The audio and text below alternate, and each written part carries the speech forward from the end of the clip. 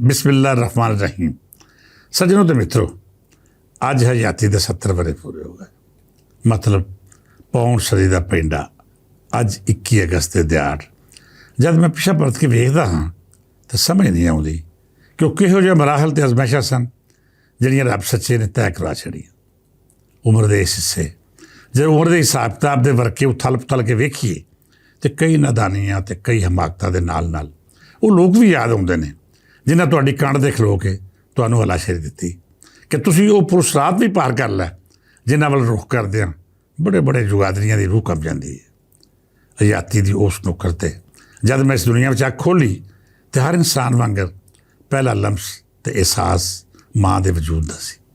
मेरी माँ अल्लाह जन्नत नसीब करे रब दा नेक जी सी। 5 वेले की नमाज तो सारे खानदान की रवायत आखी जा सकती है, पर वालदा ने जिहड़ी गल पहले समझाई वो यो सी कि जे तू रब नूं याद रखेगा तो तेनों कदी नहीं भुलेगा। ये नसीहत कि जे तू रब के बंदियां नाल रहम दिली इख्तियार करेगा तो तेरे उत्ते कदी औखा वेला नहीं आएगा। माँ तो उंज भी रब का रूप हुंदी है तो हर बंदा यह समझदा है कि जिहो जी उहदी माँ है दुनिया उत्ते किसी होर दी माँ नहीं हो सकती। पर मैं माँ दे नाल नाल ये गल भी हमेशा करदा आया हाँ कि रब ने मैनू वली अल्लाह माँ दे नाल नाल अजिहा बाप भी अता किया जिस विच मैं अमलन रब दा वो नेक बंदा वेख्या जिहदी सारी हयाती इबादत ते लुकाई दी सेवा च गुजरी। अब्बा जी ने कदी दुनियादारी का ख्याल नहीं सी कीता। उन्हां दे सामने तगड़ा वो सी जिहड़ा दुनिया की अख नाल वेख्या माड़ा विखाली दिंदा है। वो आखदे सन जिस बंदे नूं दुनिया कमज़ोर जान के जुल्म करदी है दर हकीकत उहदी गल बड़ा रास रब नाल हुंदी है। तो जेकर उन्हें किसी जालम की शिकायत रब अगे ला दी तो फिर कोई फराउन होवे या शद्दाद नमरूद या अबू जेल रब की बेआवाज़ लाठी अजिहा असर कर दी है कि दुनिया के हाकम दुनिया में मूँह खाण जोगे नहीं दे। अब्बा जी ने पहला सबक यही पढ़ाया कि जे तू जालम तो डर गया तो समझ लवीं रब के नेक बंदियां की बैठक विचों निकल गया। तो जे तू माड़े की बांह बेली बन के जालम का हक ना रोकिया तो समझ लवीं कि तू भी जालम के हक की डांग या सोटा सै। ये गल्लां पल्ले बनियां तो यह अमली तौर पर वालद साहब की हयाती विच वेख्या कि उन्हें कदी भी माड़े की आवाज़ बनने तो गुरेज नहीं सी कीता। फिर मेरी खुशबख्ती कि मेरी माँ की भैन अखवान वाली फुप्पी फातमा होरां दे वड्डे पुत्र हफीज़ तायब होरां दी संगत नसीब हुई। मैं उन्हां विच सच्चे आशिक रसूल का रूप वेख्या। वो बंदा किड्डा नेक ते रब दा वली होवेगा जिस बंदे ने सारी उम्र इस करके उच्ची आवाज़ गल नहीं की कि किधर इंज ना होवे कि मेरी आवाज़ सोने नबी सल्लल्लाहु अलैहि वसल्लम की आवाज़ तो बुलंद हो जाए तो मेरी आखरत रायगा जाए। मैं उन्होंने छत्तर छावें अपना बचपन गुजारिया तो लटपन दी पौड़ियां चढ़दा होया जवानी तक रपड़िया। एक इनकलाबी जोश सी जिहड़ा मैनू अमली सियासत की राहमत हुंदा होया शोरश कश्मीरी तक लै गया। उन्होंने संगत ते रहनुमाई विच खत्मे नबूवत का झंडा चुकिया तो अपनी हयाती का अमली सफ़र शुरू करता।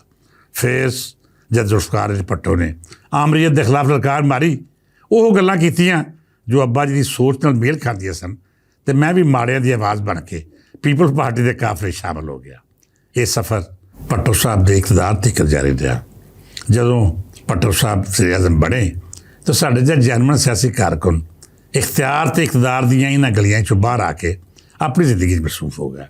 फिर जदों भट्टो साहब की हुकूमत गई तो मार्शला लगा तो जद चूरी खाण वाले सारे आशिक साथ छड्ड गए या फिर जालम के हत्थ ते बैत कर गया। साढ़े अंदर दे इश्क हुसैन ने फिर छल मारी तो असीं नारे मारते हुए उजड़ी हुई पीपल पार्टी का सहारा हो गया। मार्शला के खिलाफ मैदान अमल च आए तो उस ज़ियार नूं ललकारिया जिहदे खिलाफ गल करन दी किसी नूं जरूरत ही नहीं सी हुंदी। मैं जद नज़रबंद होया तो उदों पीपल पार्टी गुजरात का जनरल सैकटरी सन। जेल कट्टी तो जेल में जहांगीर बदर आरफ चट्ठा फजल हुसैन अवान हाजी अमानुल्ला ते असलम गिल समेत मुतअद्दद लीडर भी मेरे नाल सन। ज़िया दौर दे विच जो जुल्म हो सकता सी असीं बर्दाश्त किया पर अपना नज़रिया नहीं वेचिया। जमहूरीयत दे नाल खलोते तो जमहूरीयत की बका लई हर कुर्बानी दी। फिर जदों मोहतरमा बेनज़ीर भट्टो वापस आई तो असीं उहदा इस्तकबाल करने वाले शामिल सां। जद बीबी ने इकतदार की राह लई तो असीं अपनियां राहां बदल लईआं क्योंकि इकतदार की हवस कदे रही नहीं। 1999 मैं लाहौर आया तो इत्थों पंजाबी का अखबार कढण लई दरखास्त दित्ती। तुसीं हैरान होवोगे कि मैनूं ये जवाब दिता गया कि ये भी कोई बोली है, ये तो जहलां की जुबान है, इन्हूं तुसीं सहाफत ते अदब की बोली नहीं आख सकदे।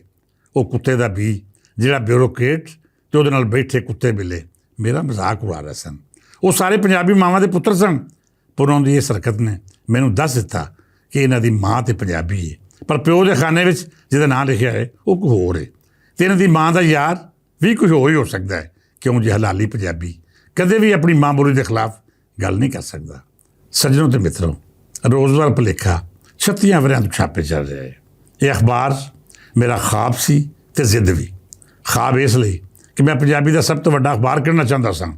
ਇਹ ਖ਼ਾਬ ਅੱਜ ਤਾਬੀਰ ਹੋਇਆ ਅਤੇ ਲਾਹੌਰੋਂ ਛਪਣ ਵਾਲਾ ਕੋਈ ਵੀ ਅਜਿਹਾ ਅਖਬਾਰ ਤਾਰੀਫ ਵਿੱਚ ਨਹੀਂ ਰਿਹਾ ਜਿਹਦੀ ਉਮਰ 36 ਵਰ੍ਹੇ ਹੋਵੇ। ਅਤੇ ਜ਼ਿੱਦ ਇਸ ਲਈ ਕਿ ਪੰਜਾਬੀ ਸਾਫਤ ਨੂੰ ਮੁਰਦਾ ਅੱਖਰ ਵਾਲੇ ਬੇਗੈਰਤ ਅਤੇ ਆਰਾਮਖੋਰ ਵੇਖ ਲੈਣ ਕਿ ਇਸ ਬੋਲੀ ਵਿੱਚ ਜਾਨ ਵੀ ਹੈ ਅਤੇ ਅਜਿਹੀ ਤਾਕਤ ਵੀ ਜੋ ਸਾਫਤ ਲਈ ਜ਼ਰੂਰੀ ਹੁੰਦੀ ਹੈ।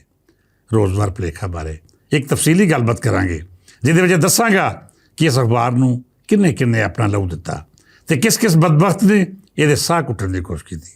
ਅਖੀਰੀ ਗੱਲ ਇਹ ਹੈ ਕਿ ਮੇਰੀ ਉਮਰ ਦੇ ਲੋਕ ਜਦ ਪਿੱਛੇ ਮੁੜ ਕੇ ਵੇਖਦੇ ਨੇ ਤਾਂ ਉਹ ਹਿਸਾਬ ਜ਼ਰੂਰ ਲਾਉਂਦੇ ਨੇ ਕਿ ਸਾਡਾ ਦੁਨੀਆ ਵਿੱਚ ਆਉਣ ਦਾ ਕੀ ਮਕਸਦ ਸੀ। ਅਸੀਂ ਇਸ ਦੁਨੀਆ 'ਤੇ ਆ ਕੇ ਸਾਹ ਪੂਰੇ ਕਰਕੇ ਰੁਖਸਤ ਹੋ ਰਹੇ ਹਾਂ ਜਾਂ ਫਿਰ ਕੋਈ ਕੰਮ ਵੀ ਕੀਤਾ ਹੈ। ਮੈਂ ਜਦ ਆਪਣੀ ਆਜ਼ਾਦੀ ਦਾ ਜਾਇਜ਼ਾ ਲੈਂਦਾ ਹਾਂ ਤਾਂ ਮੇਰੇ ਨਾਮਾ ਅਮਾਲ ਵਿੱਚ ਕੁਝ ਹੋਰ ਹੋਵੇ ਜਾਂ ਨਾ ਹੋਵੇ, ਰੋਜ਼ਗਾਰ ਭੁਲੇਖਾ ਜ਼ਰੂਰ ਹੈ। ਮੈਂ ਆਪਣੀ ਆਜ਼ਾਦੀ ਦੇ 70 ਵਰ੍ਹੇ ਜ਼ਾਇਆ ਨਹੀਂ ਕੀਤੇ।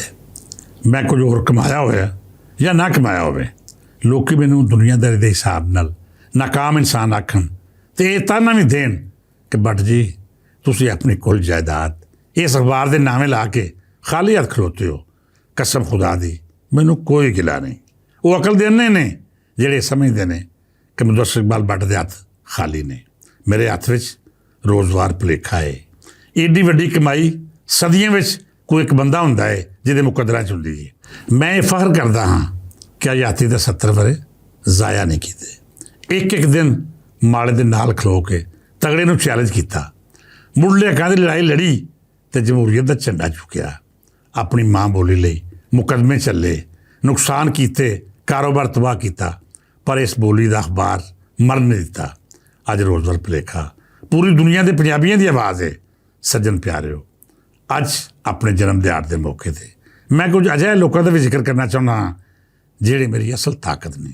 ਸਭ ਤੋਂ ਪਹਿਲਾਂ ਮੇਰੇ ਮਾਂ-ਬਾਪ ਜੋ ਮੇਰਾ ਹੌਸਲਾ ਬਣ ਸਨ, ਹਿੰਮਤ ਅਤੇ ਤਾਕਤ ਸਨ। ਉਹਨਾਂ ਮਗਰੋਂ ਮੇਰੀ ਪਹਿਲੀ ਬੀਵੀ ਜਿਹਨੇ ਆਪਣੀ ਜਵਾਨੀ ਦੇ ਦਿਨਾਂ ਵਿੱਚ ਮੈਨੂੰ ਇਨਕਲਾਬੀ ਰਾਵਾਂ ਦਾ ਮੁਸਾਫਰ ਵੇਖਿਆ। ਉਸ ਕਰਮਾਂ ਵਾਲੀ ਨੇ ਮੈਨੂੰ ਜੇਲ੍ਹਾਂ ਭੁਗਤਦਿਆਂ ਵੇਖਿਆ, ਪਰਚੇ, ਥਾਣੇ, ਕਚਹਿਰੀ ਹਰ ਥਾਵੇਂ ਸਾਬਤ ਕਦਮ ਰਹਿਣ ਦਾ ਹੌਸਲਾ ਦਿੱਤਾ। ਪਰ ਉਹ ਕਰਮਾਂ ਵਾਲੀ ਅਚਾਨਕ ਹਾਦਸੇ ਦਾ ਸ਼ਿਕਾਰ ਹੋ ਕੇ ਦੁਨੀਆ ਤੋਂ ਰੁਖਸਤ ਹੋ ਗਈ। ਉਹ ਵੇਲਾ ਜਿਹੜਾ ਕਾਮਯਾਬੀ ਦੇ ਸੁਨੇ ਲੈ ਕੇ ਆਇਆ ਉਹਦੇ ਵਿੱਚ ਉਹ ਸ਼ਾਮਲ ਨਹੀਂ ਸੀ। ਉਹਦੇ ਮਗਰੋਂ ਮੇਰੀ ਮੌਜੂਦਾ ਬੀਵੀ ਜਿਹਦੇ ਬਾਰੇ ਮੈਂ ਆਖਦਾ ਹਾਂ ਕਿ ਇਹਦੇ ਅਮਾਲ ਵੀ ਮੇਰੀ ਮਾਂ ਵਰਗੇ ਨੇ। ਜਦ ਮੈਂ ਛੋਟਾ ਸੀ ਤੇ ਮਾਂ ਮੀਆਂ ਦੀ ਬਾਂਗ ਤੋਂ ਪਹਿਲਾਂ ਜਗਾ ਦਿੰਦੀ ਸੀ ਅਤੇ ਅੱਬਾ ਜੀ ਮਸੀਤ 'ਤੇ ਲੈ ਜਾਂਦੇ ਸਨ। ਅੱਜ ਇਹ ਫਰਜ਼ ਮੇਰੀ ਘਰ ਵਾਲੀ ਨਿਭਾਉਂਦੀ ਹੈ, ਜਿਹਨੂੰ ਮੈਂ ਕਦੀ ਤਹੱਜਦ ਦੀ ਨਮਾਜ਼ ਛੱਡਦਿਆਂ ਨਹੀਂ ਵੇਖਿਆ। ਯਕੀਨੀ ਤੌਰ ਉੱਤੇ ਇਬਾਦਤ ਬੰਦੇ ਦਾ ਜ਼ਾਤੀ ਫੇਲ ਹੈ, ਪਰ ਜਦ ਮੈਂ ਤੁਹਾਡਾ ਸਭ ਦਾ ਹਾਂ ਤਾਂ ਮੇਰੇ ਨਾਲ ਜੁੜੇ ਲੋਕਾਂ ਦੀ ਜ਼ਾਤੀ ਜ਼ਿੰਦਗੀ ਵੀ ਜ਼ੇਰੇ ਬਾਸ ਲਿਆਉਣ 'ਚ ਕੋਈ ਮਜ਼ਾਕਾ ਨਹੀਂ। ਮੇਰੀ ਵੱਡੀ ਧੀ ਨਿਦਾ ਮੁਦੱਸਰ, ਜਿਹਨੂੰ ਆਪਣੀ ਖੁਸ਼ਬਖਤੀ ਦੀ ਪਹਿਲੀ ਅਲਾਮਤ ਆਖਦਾ ਹਾਂ, ਮੈਂ ਉਸ ਦੇ ਬਚਪਨ ਨੂੰ ਬਹੁਤ ਜ਼ਿਆਦਾ ਵਕਤ ਨਹੀਂ ਦੇ ਸਕਿਆ। ਇਹਦੇ ਬਾਵਜੂਦ ਉਸ ਬੇਟੀ ਨੇ ਕਦੀ ਇਹ ਗਿਲਾ ਨਹੀਂ ਕੀਤਾ ਕਿ ਅੱਬਾ ਜੀ ਤੁਸੀਂ ਗੁੱਡੀਆਂ ਪਟੋਲਿਆਂ ਦੀ ਉਮਰ 'ਚ ਮੇਰੇ ਨਾਲ ਮੇਰੇ ਹਾਣੀ ਬਣ ਕੇ ਖੇਡੇ ਨਹੀਂ। ਉਸ ਬੇਟੀ ਨੇ ਮੈਨੂੰ ਹਮੇਸ਼ਾ ਦੁਆਵਾਂ ਦਿੱਤੀਆਂ। ਦੂਜੀ ਬੇਟੀ ਸਨਾ ਫੈਸਲ, ਉਸ ਬੱਚੀ ਨੇ ਮੇਰੇ ਉਹ ਖਾਬ ਪੂਰੇ ਕੀਤੇ ਜਿਹੜੇ ਮੈਂ ਬਚਪਨ ਵਿੱਚ ਵੇਖੇ ਸਨ। ਮੇਰੀ ਖਾਸ਼ ਉੱਤੇ ਉਹਨੇ ਪੰਜਾਬੀ ਮਜ਼ਮੂਨ ਇਖਤਿਆਰ ਕੀਤਾ। ਪਹਿਲਾਂ MA ਪੰਜਾਬੀ ਕੀਤਾ, ਫਿਰ MPhil ਅਤੇ ਫਿਰ PhD ਪੰਜਾਬੀ 'ਚ ਕਰਕੇ ਮੇਰੇ ਖਾਬਾਂ ਨੂੰ ਤਾਬੀਰ ਦਿੱਤੀ। ਉਹ ਪਿਓ ਖੁਸ਼ਕਿਸਮਤ ਹੁੰਦਾ ਹੈ ਜਿਸ ਦੇ ਬੱਚੇ ਉਹਦੇ ਖਾਬਾਂ ਦੀ ਤਾਬੀਰ ਬਣਨ। ਮੈਂ ਉਹਨੂੰ ਢੇਰ ਦੁਆਵਾਂ ਦਿੰਦਾ ਹਾਂ। ਜੋ ਉਹਨੇ ਕੀਤਾ ਸ਼ਾਇਦ ਹੀ ਕਿਸੇ ਦੀ ਔਲਾਦ ਆਪਣੀਆਂ ਖਾਸ਼ਾਂ ਕੁਰਬਾਨ ਕਰਕੇ ਵਾਲਦੈਨ ਦੀਆਂ ਹਸਰਤਾਂ ਪੂਰੀਆਂ ਕਰੇ। ਫਿਰ ਬਲਾਲ ਪੁੱਤਰ ਹੈ, ਉਸ ਦੀ ਸਾਰੀ ਹਯਾਤੀ ਮੇਰਾ ਪਰਛਾਵਾਂ ਬਣ ਕੇ ਬੀਤੀ ਹੈ। ਪੰਜਾਬ ਹਾਊਸ, ਰੋਜ਼ਗਾਰ ਭੁਲੇਖਾ, ਬਾਬਾ ਫਰੀਦ ਬੁੱਕ ਫਾਊਂਡੇਸ਼ਨ ਅਤੇ ਪੰਜਾਬੀ ਯੂਨੀਅਨ ਜਿਵੇਂ ਮੁਤਾਰਕ ਵਹਾਲੀ ਦਿੰਦੇ ਨੇ, ਇਹਦਾ ਕ੍ਰੈਡਿਟ ਮੈਂ ਬਲਾਲ ਮੁਦੱਸਰ ਨੂੰ ਦਿੰਦਾ ਹਾਂ। ਸ਼ਾਇਦ ਹੀ ਉਹਦੇ ਤੋਂ ਇਲਾਵਾ ਇਹ ਕੰਮ ਕੋਈ ਹੋਰ ਕਰ ਸਕਦਾ।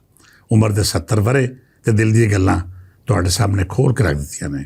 ਮਾਮਲਾਤ ਹੋਰ ਵੀ ਬਹੁਤ ਜ਼ਿਆਦਾ ਨੇ ਜਿਹੜੇ ਜ਼ਰੂਰ ਸਾਂਝੇ ਕਰਾਂਗੇ। ਇਸ ਦੁਆ ਨਾਲ ਇਜਾਜ਼ਤ ਦਿਓ ਕਿ ਮੈਂ ਆਪਣੀ ਬਾਕੀ ਆਜ਼ਾਦੀ ਵੀ ਮਾਂ ਬੋਲੀ ਦੀ ਸੇਵਾ ਦੇ ਨਾਮੇ ਲਾਈ ਰੱਖਾਂ। ਮੇਰੇ ਬੱਚੇ ਜਿਵੇਂ ਪੰਜਾਬੀ ਨਾਲ ਜੁੜ ਗਏ ਨੇ, ਮਾਂ ਬੋਲੀ ਦਾ ਹੱਕ ਅਦਾ ਕਰ ਰਹੇ ਨੇ, ਇੰਝ ਹੀ ਕਰਦੇ ਰਹਿਣ। ਗੱਲਾਂ ਬਹੁਤ ਹੋ ਗਈਆਂ, ਵੇਲਾ ਥੋੜ੍ਹਾ ਹੈ। ਇਜਾਜ਼ਤ ਦਿਓ। ਰੱਬ ਰੱਖਾ।